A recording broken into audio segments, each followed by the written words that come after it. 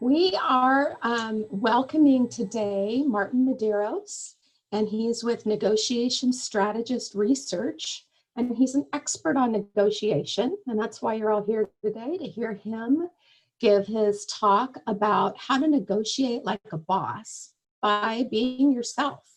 And so he has a presentation. I'm going to stop sharing my screen so that he can share his screen. Let's see. I think I'm doing that right now. Share. Okay. So, and then see it? Yeah, I'm gonna make you be a spotlight video. So your video should stay up. Okay. I'm going to turn off my video. I'm going to turn off my audio.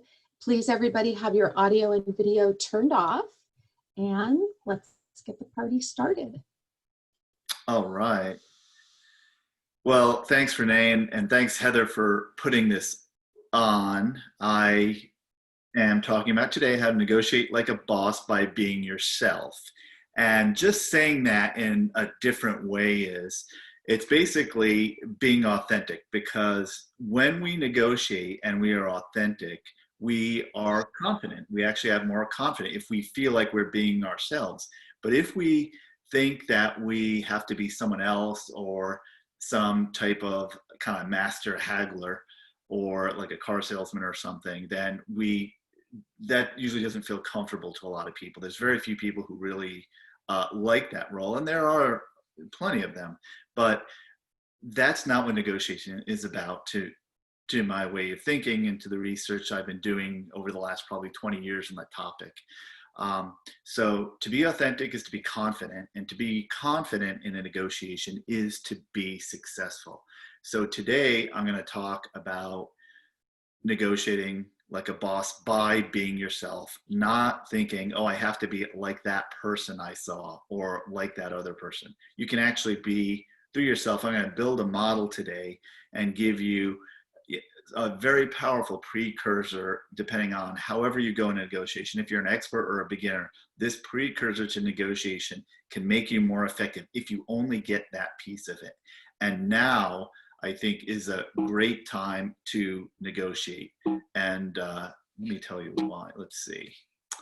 Try to advance here. I'm not sure. There you go.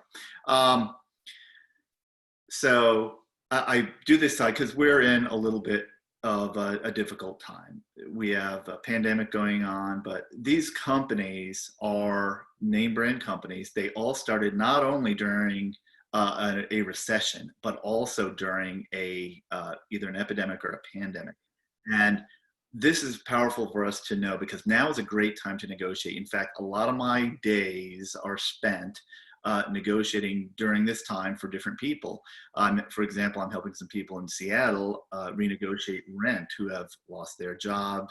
And now is a great time, because although different governments said who have rent control, you don't have to pay for 3 months. Well, getting a 3 months rent check at the end of that 3 months is going to be difficult. And so savvy people are saying, well, why don't I just renegotiate the whole lease from here on out at a lower rate?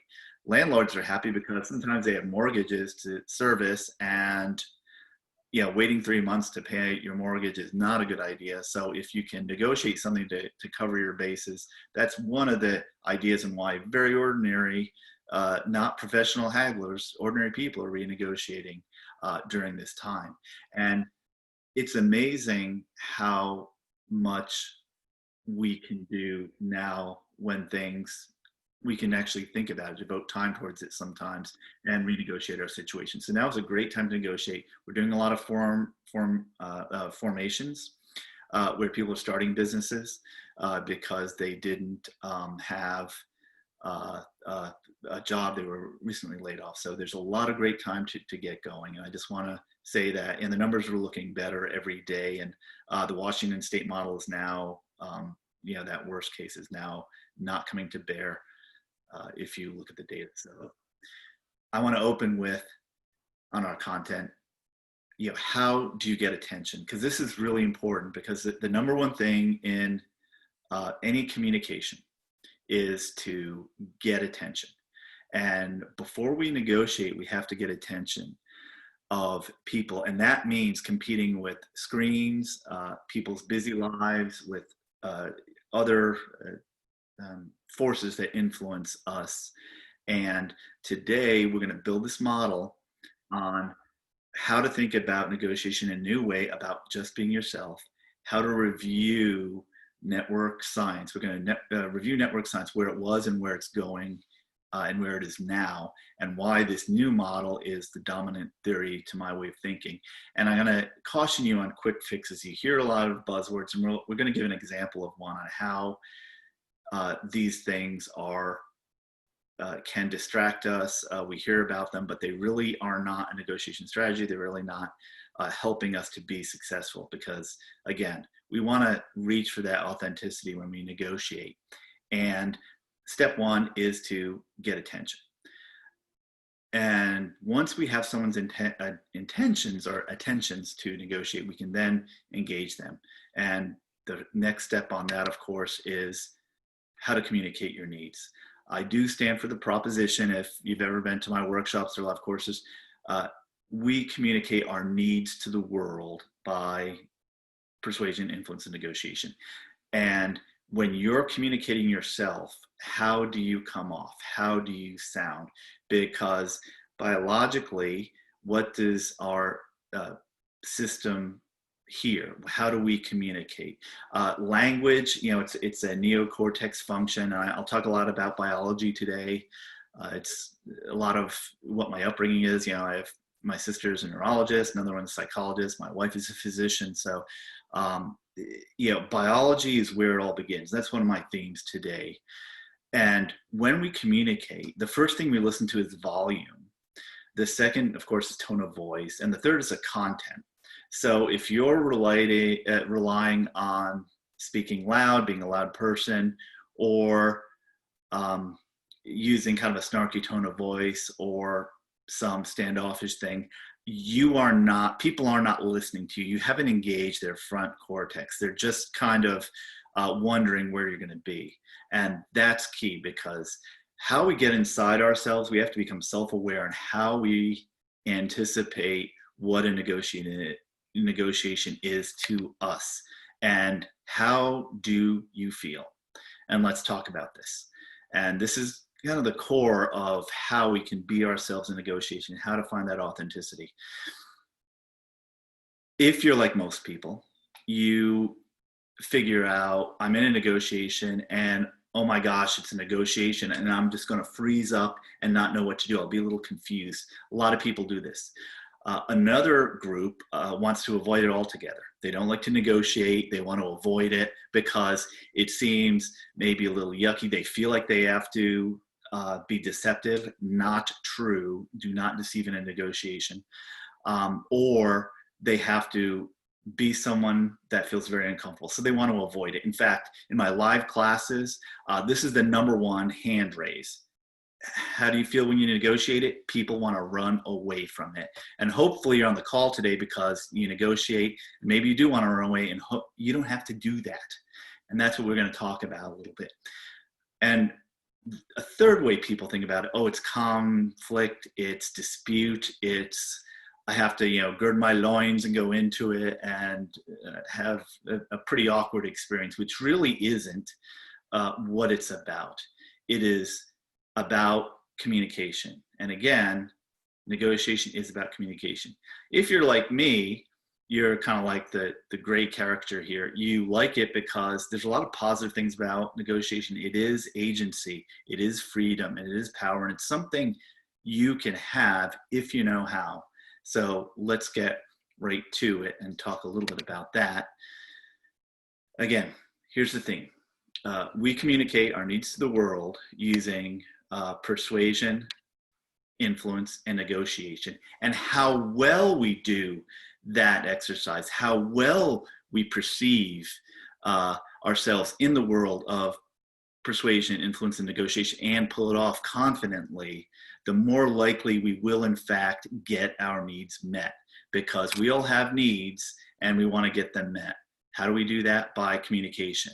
And you generally are telling someone to do something or not do something or do something better. If you're a team leader, this is a pretty critical skill. In fact, U Berkeley did a joint study that said negotiation skills are the #1 skill of the C-suite. So if you have any idea or any hope to manage a group of people, negotiation skills are going to be right up there with what you need to do. So let's see if I can, I'm trying to, yeah, there we go. So right now I'm going to review a little about negotiation history. So negotiation strategist research we started about 15 years ago, and a lot of that was statistical analysis. My background is in finance, took a lot of math, and we use different things. For example, something called game theory, which is probabilities, payoffs, possibilities. Basically, figuring out what people's decision would be using a statistical method and find out what we call equilibrium, where most people will rest.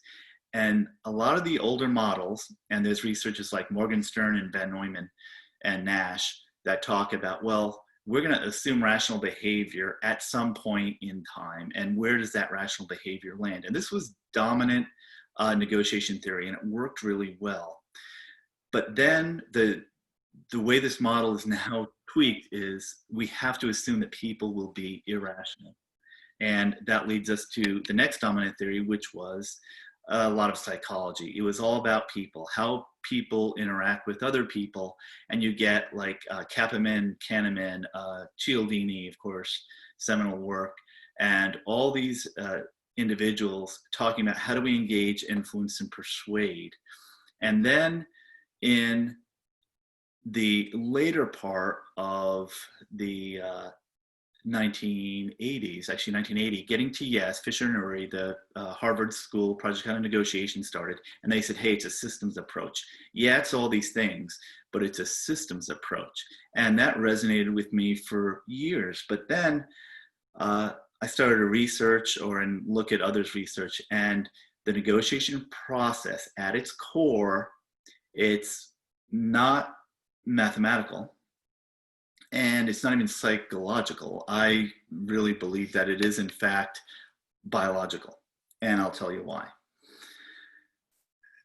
All those things, remember that slide of the freeze, flight, fight? Well, that's, of course, the limbic system. That's, your amygdala talking.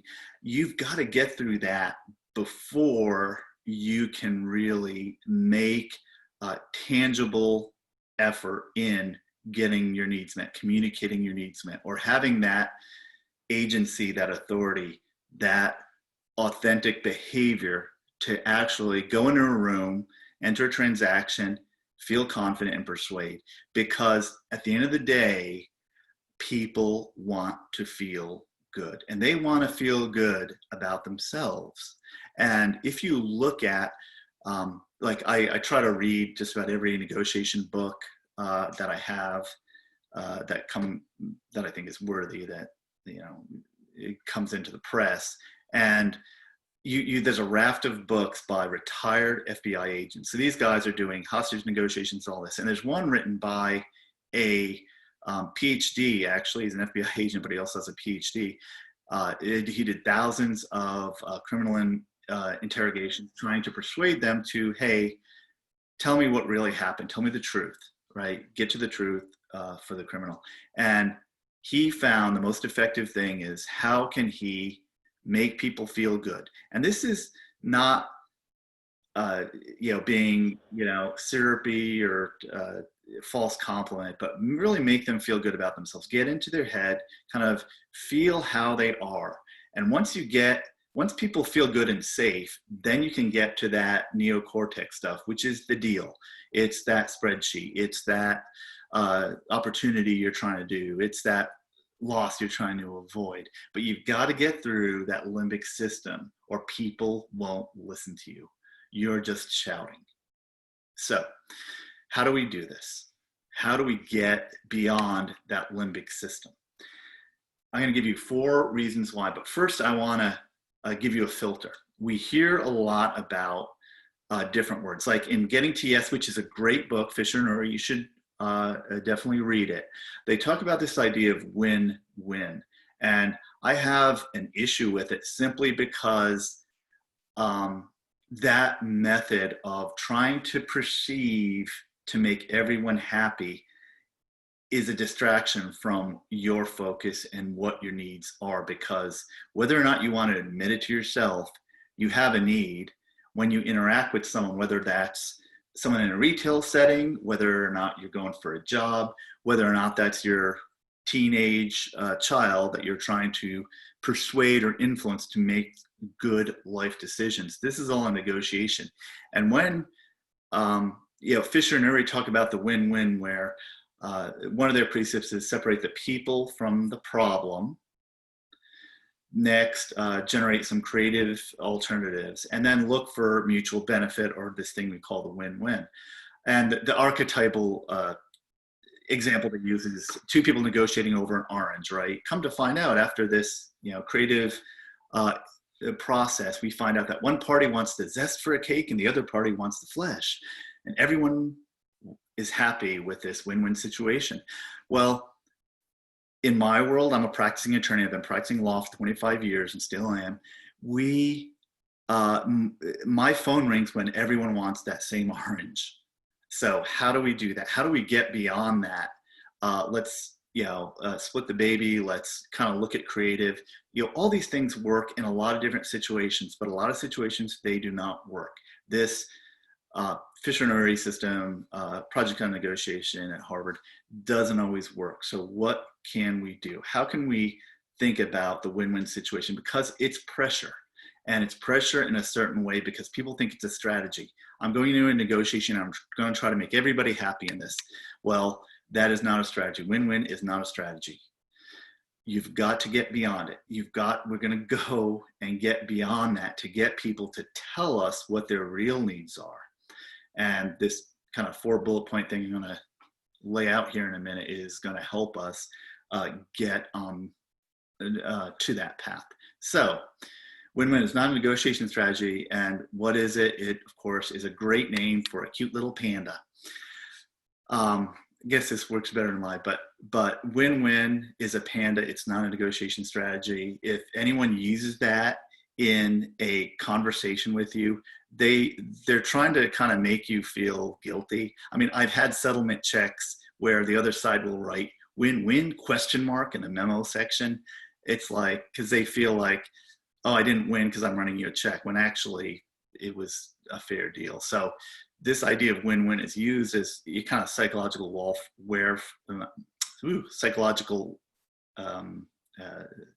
warfare. It's not a strategy. So what is?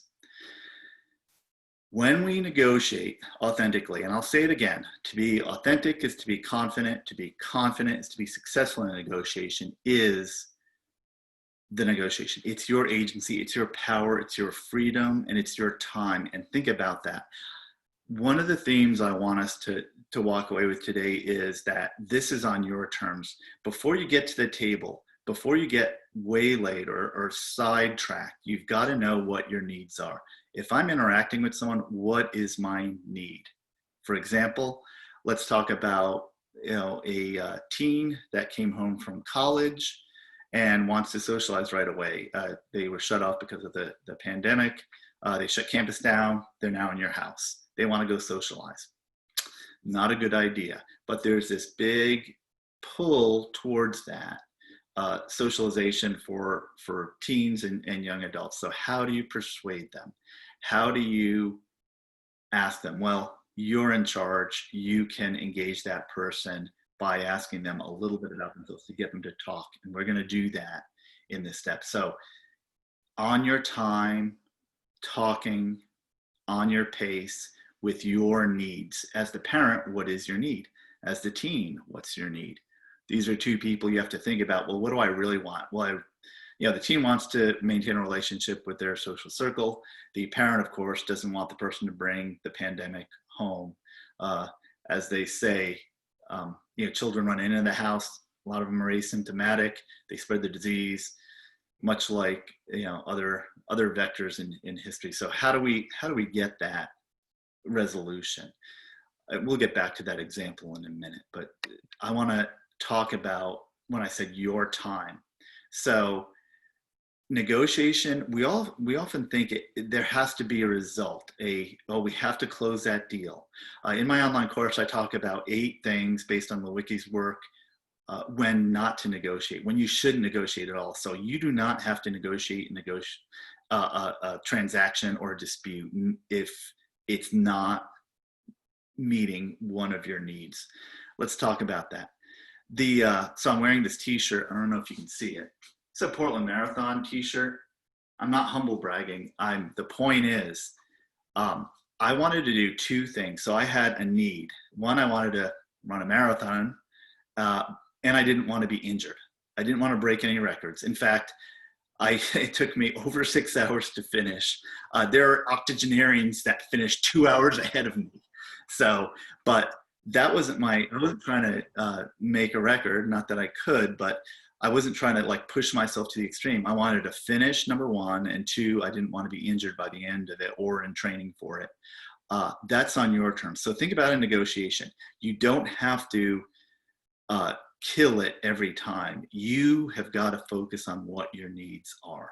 Focus on your needs, because the way we communicate our needs to the world is by influence, negotiation, and persuasion. So let's get right to it. Remember I talked about the biological process. So with any biological process, there is a method, there are steps where different things happen in a different order, much like a game. So if you're looking to think about negotiation, you can think about a board game. You can move the piece, roll the dice, play the card, whatever the game is, and there's a sequence to events. And if you hit these sequence, I can transcend that biological limbic system and get into that neocortex where we actually can do a deal, where we actually can come together, where I actually can feel confident. And here's how we'll do it. We're going to engage the biology before we get to those systems. Remember I said in the 1980s it was all about systems, and this is what the topic of my first book was about, is about 3 systems I identified: strategic, things to do beforehand; tactical, things that's a negotiation; operational, things external to the negotiation that impact its outcome. Now, you can't get to any of those systems. In fact, learning that is not going to work unless you engage that biological portion, because, and this is another reason I have with a problem I have with Fisher and Uri is they say separate the people from the problem. Yeah, on one level that's right. Don't, of course, no ad hominem stuff, that's garbage. But talk about people, because people are the problem. People are the problem. People make bad decisions. We make bad decisions. We see it every day. So you're going to have to deal with people and not separate the people from the problem. People are joined with the problem. And let's talk about that, because people are biological units. So let's talk about that. And here's how we do it. So this is the core of what I want to get across today if I'm successful. To start with our biology, remember your biology. How do you feel? And let me give you an example. Your alarm clock rings. You have a seminar or a continuing education thing to go today. You wake up, get breakfast, get in the car, show up at the place. It's a seminar. There's awesome information. There's great data, really good analysis that'll help you do your job. It's really important for your industry or your occupation. It's very helpful information. You write down things and you say, you know what? I'm going to recopy these notes when I get home. It's going to be awesome because I'm going to be so much more effective. Well, statistically, in about 2 weeks, 11% of the people will actually remember anything they heard that day. Now, think about this event. You are invited to an event, you show up, you sit at the table. People are talking to you and listening to what you're saying. They respect you. There's a lot of information. You notice, and they're giving you information. Oh yeah, here's a great movie I saw. Oh, here's what I'm doing at work and it really worked. What are you doing? They're engaged, they're authentic, they're validating what you're saying. You're not just being spoken to, right? So you're going to remember that event for a very long time. You're not going to that learning event, you probably won't remember it that long. But when people are engaged with you, so because you're feeling safe, because they're validating who you are. You may be seated at a table at this event with people you don't know, but if they listen and talk to you, you feel safer. And they've done tons of studies on biometric indicators. When we feel validated and listened to, everything good happens. So that's how we're going to start. That's how we're going to transcend that bio block so we can get to the systems approach, the neocortex, all the stuff that helps us do the deal. We're going to begin with an empathic statement. An empathic statement is when we basically step in another person's shoes, and I'll show you how to do that. Next thing we're going to do is listen. Very difficult for a lot of Americans. I see, the people who are dialing in, they're basically Americans or in the United States. Americans love to talk. And as an attorney, I can tell you there's no sound sweeter to an attorney's ears than the sound of his own voice. But listening is more powerful in a negotiation than talking, okay? Listening is more powerful in a negotiation than talking. And we'll figure out why in a few more minutes here. The next thing, my first book, I talk about this RTC, which is my way of saying repeat to confirm. Cute little 3 symbol thing. Repeat to confirm is basically, I'm going to make sure I got the information. Someone was talking to me, they were trying to persuade me. I'm going to make sure that I heard them and they heard me. Okay, I heard them and they heard me. That's what repeat to confirm is. And then I'm going to provide options. Options, forming options is very powerful and very important, but you have to understand that the option, one option will meet your need, the other will not. The other generally offers some, involves some loss aversion. We're going to talk about that in a minute. And those are the 4 steps on how to transcend that bio block to get to the actual content where you can actually do some really good work. And we will quickly review those systems, by the way. You're not going to not know the system. So I'm going to do the bio. I'm going to spend most of the time on that because if you just do these 4 things on this slide, you will be more effective. Before the lockdown, I was teaching at the entrepreneurship school at Lewis and Clark, and it was a 2 session. So it was great because I got give them an assignment and then they came back and they told me how they actually did. And this stuff works. In fact, the professor used it and he said, the minute I used that number 1 thing on this bullet point, the empathic statement, physically the person just relaxed. They were all tense and then just that empathic statement made them relax. Let's figure that out. What is an empathic statement? It's easy. So it's stepping in the shoes of another person. And here I'm trying to do a visual aid. So these are not my shoes. These are my wife's shoes. But think about the pink shoes. All you have to do is stand in that person's shoes and try to look at their perspective. What is that person's anxiety? Why do they want to run away from this negotiation? Why do they feel frozen? How do I get them to reveal why they're having a problem in engaging me? Because I'm not getting their attention. Remember the red smoke? I'm not getting their attention because they're still in that limbic system. They don't know how to figure me out. I'm strange. A lot of people tell me that, but I'm trying to recover. How do I get that empathic statement? It's simply acknowledging. So one of my sons, who's in his 20s, he was very upset about the pandemic, but he started off on this jag. I didn't understand where it was coming from, and I thought I had to step back and say, well, where is he from? He's all alone in a city. He's in lockdown. He's dialing it in from work, and he was more emotional than normal. And I said, hey, this is a really stressful situation, isn't it? It seems like it's a really stressful situation. And he said, yeah.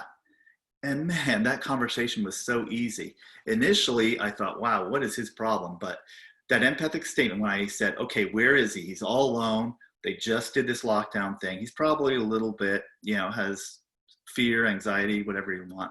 Just by labeling what that person has, it gives them a sense of safety. It gets them ease. It gets them out of that limbic system into the runaway, freeze, or I'm going to have to fight this person because this is a negative interaction. So I really want to emphasize that the empathic statement is just stepping in another person's shoes. And when we do that, that person feels better. Now, it's important. So how do you phrase it?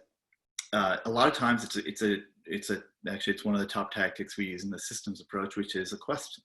But we can just make an observation and we can put a label on it, because that's okay, because they want acknowledgement, right? They want acknowledgement in what's happening with them. And when they have that acknowledgement, they feel better. So how would I say that? I'd say, it looks like, seems like, right now there's a lot going on. How does that land with you?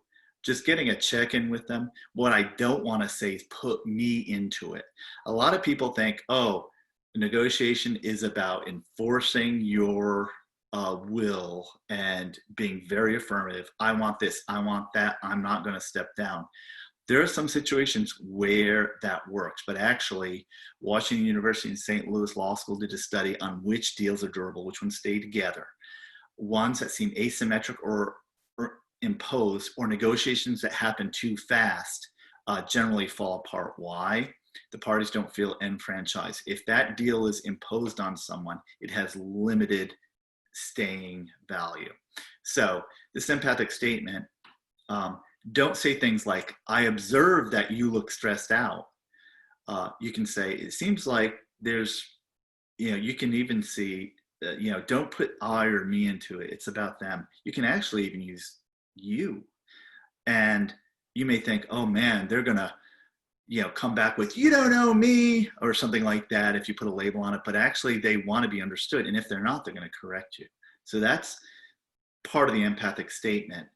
Make an observation, label it, and then the most important thing I want you to do is this next step, because this is all good negotiators do more of this than they speak, and that is to listen.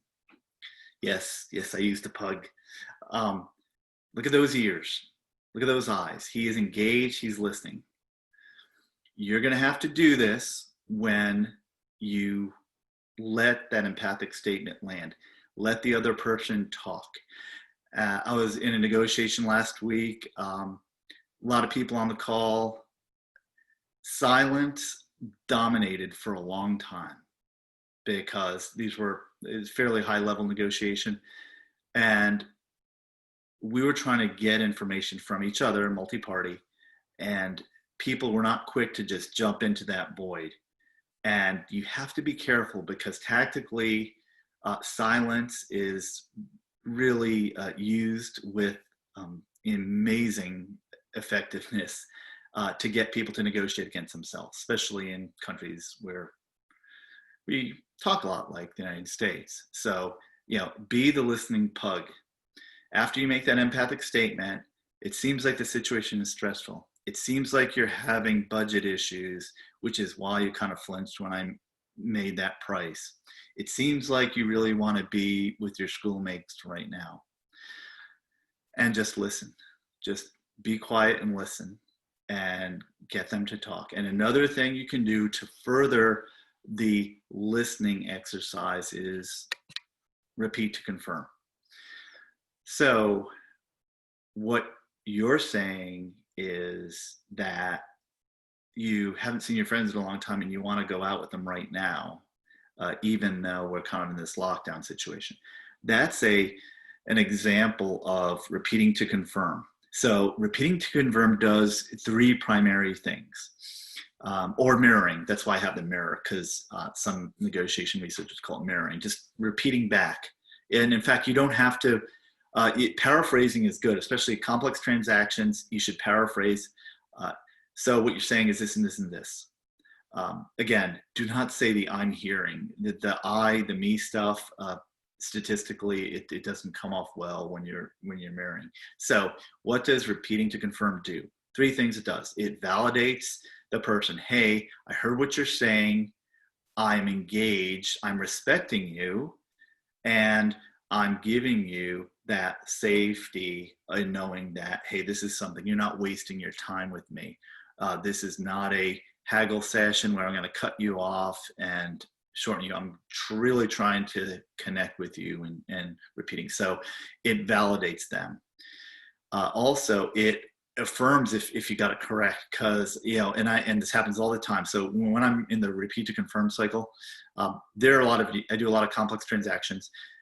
There are a lot of details, and I will get it wrong, and they'll correct me. They'll say, no, it's not 10% over 10 years, it's 5% over 2 or something. These little corrections on, when you're fast and you lose talking terms, you have to correct them and validate them. Eventually affix them in a tangible form we call a contract. But that's repeating to confirm does that. It affirms and validates. And the third thing it does is it enfranchises the people. Remember I talked about that Washington University and St. Louis study? When people feel like they're part of the negotiation, part of the process, when it feels like this is our negotiated deal, this is our agreement, this is our accord, those deals stand the test of time. If it's asymmetric, if it was imposed, or even if a party got the lion's share of the deal, if it happened too quickly, or if they didn't trust the person, or if they subjectively believe they didn't have the right side of the deal, or they got on the short stick, they will unravel that deal. This has nothing to do with objective evidence. This has everything to do with subjective, being heard, being validated, affirming, and feeling enfranchised in that transaction. Negotiation is a really important social function. So do not disclaim it or water it down, because it really helps us get our needs met. It really helps keep societies together. Societies that outlaw negotiations just fall apart. They are not sustainable societies. Next, let's talk about the options. So, and again, I'm trying to influence, I'm trying to persuade. The light path here to, well, it's the left on my screen. It would be the path towards, and your screen too, would be what you want. This is the path on the left gives, meets your needs. And the other path is the alternative. So what's an alternative? Generally, the negative alternative will be something that creates risk.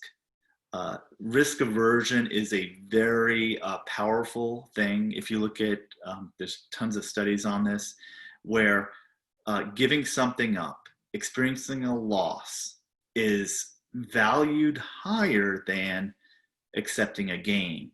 And those of you who've been around and studied negotiation know about I think it was Stanford or Berkeley, where they did the mug classes, where they had students say, hey, here's a mug, it's $1.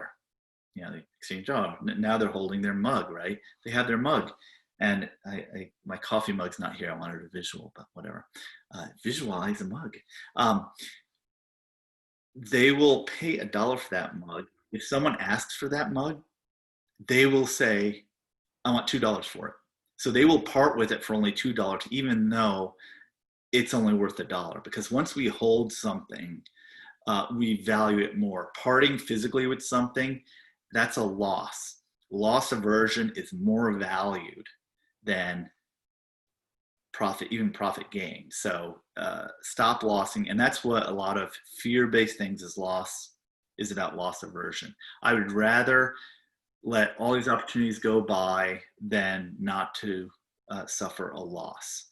So when you're framing the options, one that is meets your needs, and the other one, think about putting what is a loss that will be experienced if that other path isn't taken.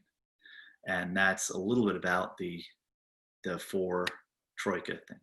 What you don't want in options, and this is a problem with how I've seen this operate in the Fisher and Uri method, which is creative solution generation, which is dominant. This is taught in a lot of schools. Like I'm a judge at the American Bar Association's negotiation competition they have in law schools. And I think a couple of years ago, on the advice of this, hey, the way to separate the people from the problem, generate all these creative solutions where everyone's happy, where we have a win-win, and then you come up with all these options. And I remember the option they settled on in this one team was this crazy, this embezzling employee. They canned him, but they let him have a 6-month lease on a car, company paid. It was a weird settlement. It's because they went too far in this creative solution generation thing. I think that the less options, a handful of options, 2 or 3, 4 at the max, is something. Too many options when you're trying to get your needs met can lead to bizarre results. So, in this, transcending that, because we can't, this is fearful. Am I going to make the wrong decision? Did I pick the right option? Too many options is not good. It gets us out of our frontal cortex into that fear. I just want to run away from this. This is too much. This is how I feel basically whenever I'm shopping. I just like to I wish they had just one toothpaste. So let's talk about some of these systems. So with those 4 things, with the empathic statement, with the listening, with the repeating to confirm and listening more, you can actually probably put a listener in there, and the options, those 4 things, then I can get into systems. And this is how it goes. So this is my online course.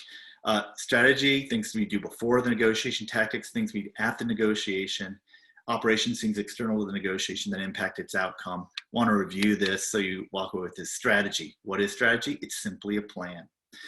I want to know what my needs are. And once I have a good view on my needs, I'm not going to be pulled into something that I don't want. So you have to sit down before the negotiation and actually start thinking about, what are my needs? What's my walk away? When is this something I can't do? Because that creativity will be used against me sometimes and make me take on more debt than I have to, buy a bigger house than I can really afford, have a car payment that's too big, or live in a rental situation that's really gonna squeeze me financially. So without knowing what you are, the current state, and their ability to perform the deal. So this is like due diligence, and there's ethics. There's like 8 elements to building a strategy. In my online course, we have sheets and all that stuff and quizzes on how to do that. But at the end of the day, the plan is the strategy, and that's all the strategy is. A strategy is a plan. Think about your negotiation ahead of time. I want to talk about tactics now. These are things we do at the negotiation, and there's all kinds of tactics that are used. In fact, subject of this is my 3rd book, is called 161 Negotiation Tactics. And if you look here, and let me review on how we did that. We pulled 60 people who self-identified as professional negotiators. These are people who spend more than 50% of their day negotiating. And we said, hey, what are your top tactics? They gave us 10, and I'm going to let you know the number 1 or number 2 ones today. And then I started interviewing different people on, well, what do you use? So we interviewed combat veterans, salespeople, attorneys, insurance people, combat veterans, vendors, all these different people. What did they use? And the format we structured the book is, here's a tactic, here's an example, and here's how to deal with it. So the most important tactic, believe it or not, the number 1 tactic is related to that empathic statement, kind of. And it's basically asking a question, a special type of question that is the open-ended question. And here's my question box.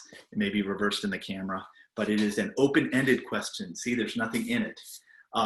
Open-ended question lets people talk. It lets you get a little bit more of what they're thinking about. An empathic statement, and it's simple form, is an empathic statement. It's open-ended. I'm not making a judgment. I'm saying it seems like, looks like, sounds like, what you're doing is, or how can my needs be met, or how, and I'm using me there because an open-ended question can be a me or I statement. But this is the number 1 tactic. used by negotiators, because we don't want to, part of the ethos or part of the theory is that I don't want to negotiate against myself. By putting something out there, it's hard, it's real, it's tangible. There are times when I want to do that, by the way. Back to my little quip, win-win, whatever, aim high, all these little things you hear about negotiation, not true. They're very situational dependent.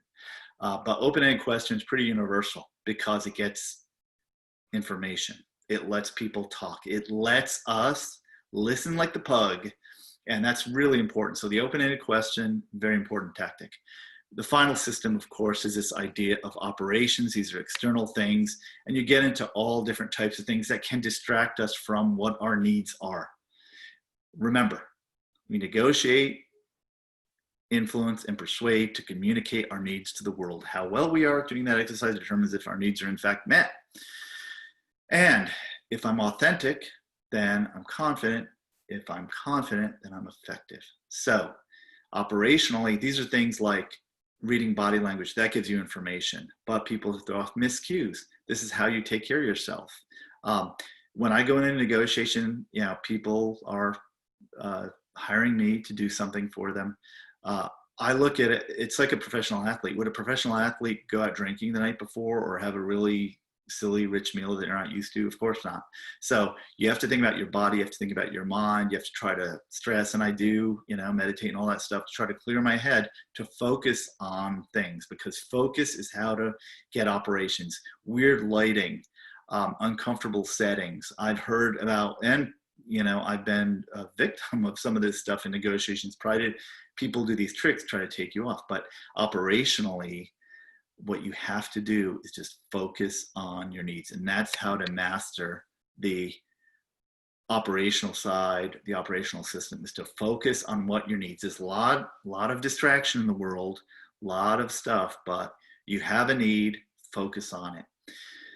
And that is our review of those three systems. Strategy, just plan. Tactics, ask.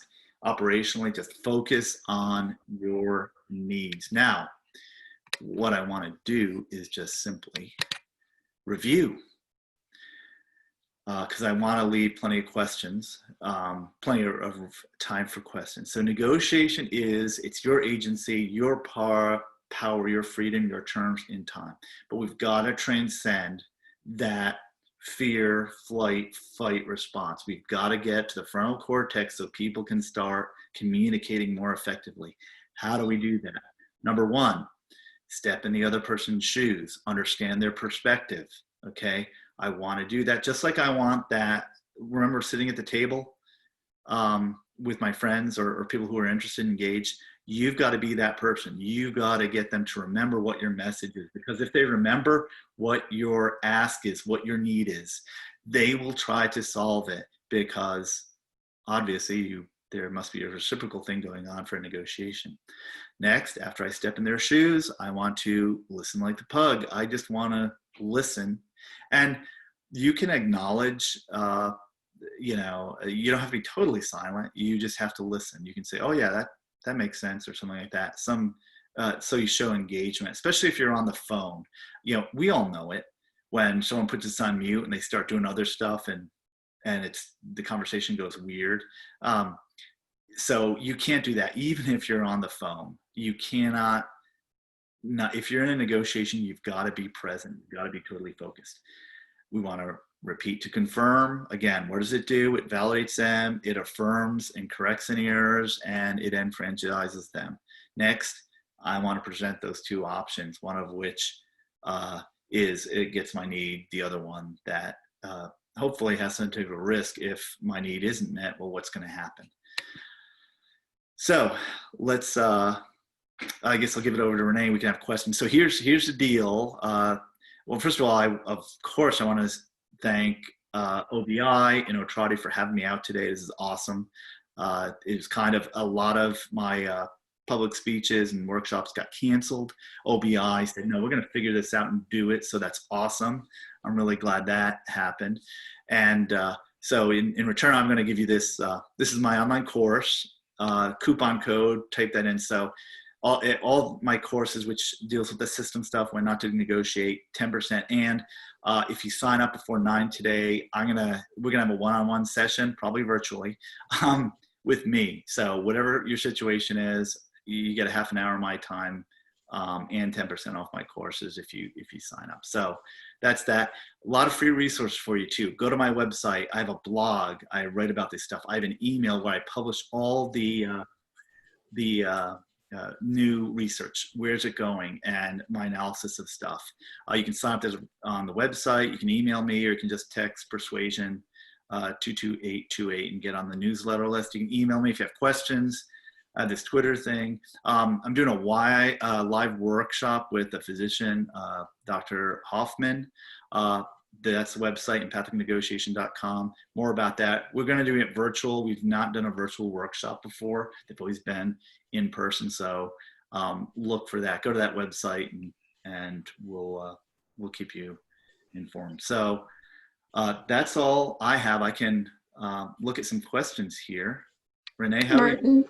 Martin, thank you so much for this amazing presentation. Without an audience, you did so well. I mean, it was really, really good. Thank you very much. The question is from Nina. It says, thanks for sharing the point to engage the limbic system, the emotions part of the brain, to start negotiations process.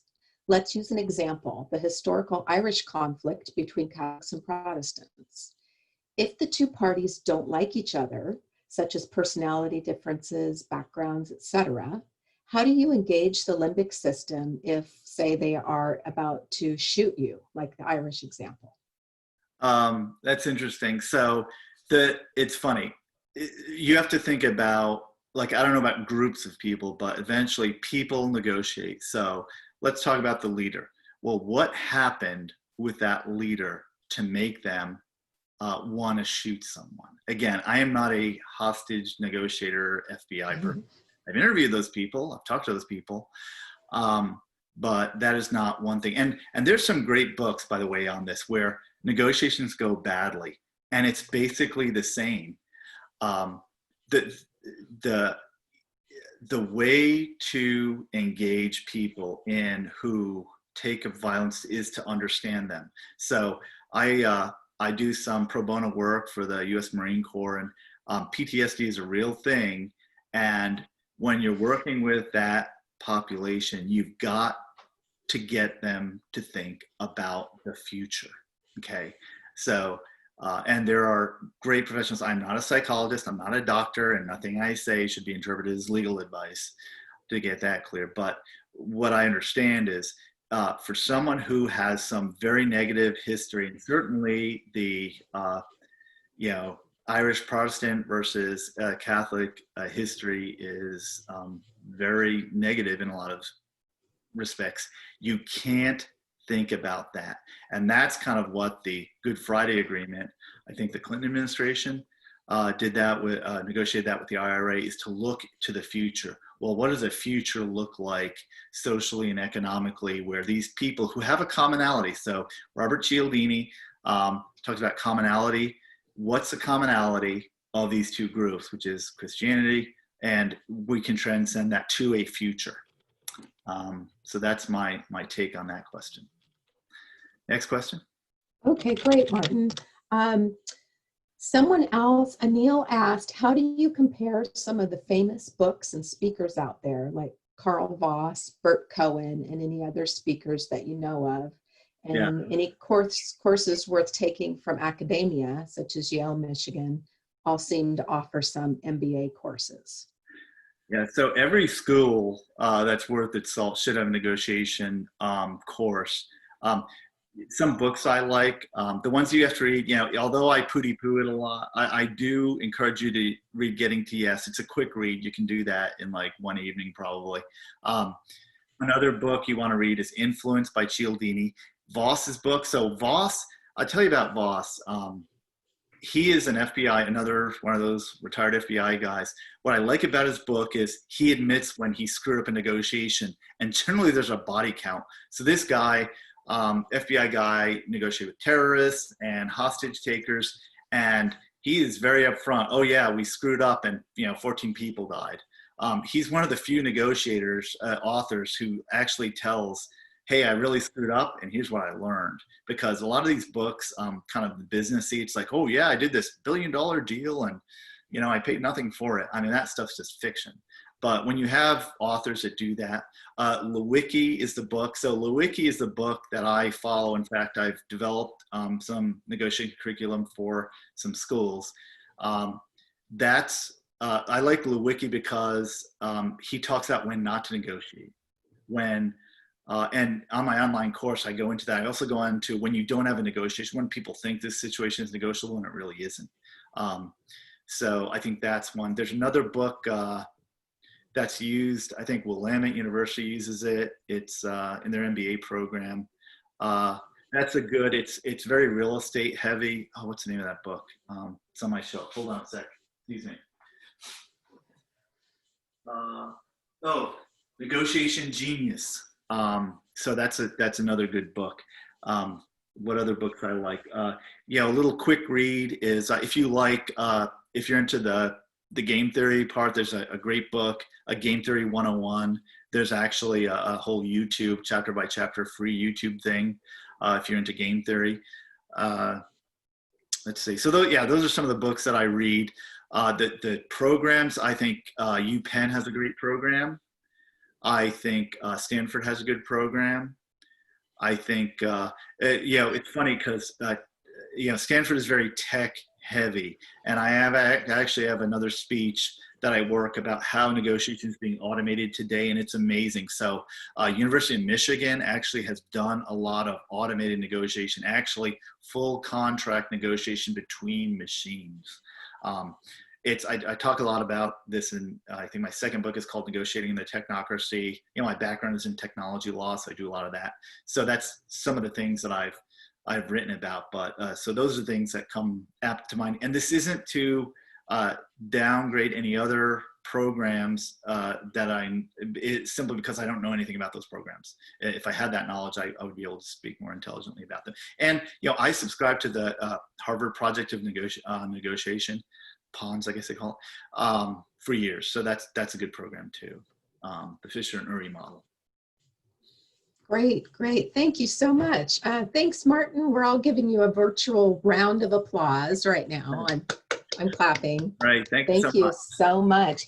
Heather's going to put up a poll question today for all the participants to answer. If you wouldn't mind answering, that would be great. Let's see also, I want to let everybody know that we have recorded this presentation, and so I will be sending out a link to the recording later this afternoon as soon as it's ready. So everybody can have the recording for themselves and see the slides and be able to go back and re-listen to it and everything.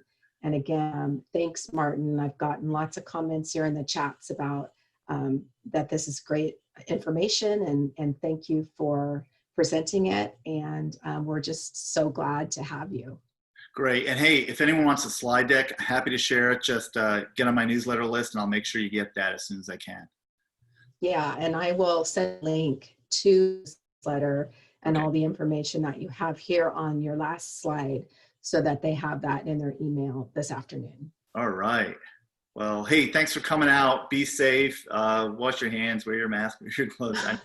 It's really great. And again, things are really getting so much better if you look at the real data. And that's what I try to look at, the real data. Thank you so much. We really, really appreciate it. It's great to have you. Have a great rest of your day. Okay. Thank you so much. Okay. Bye-bye.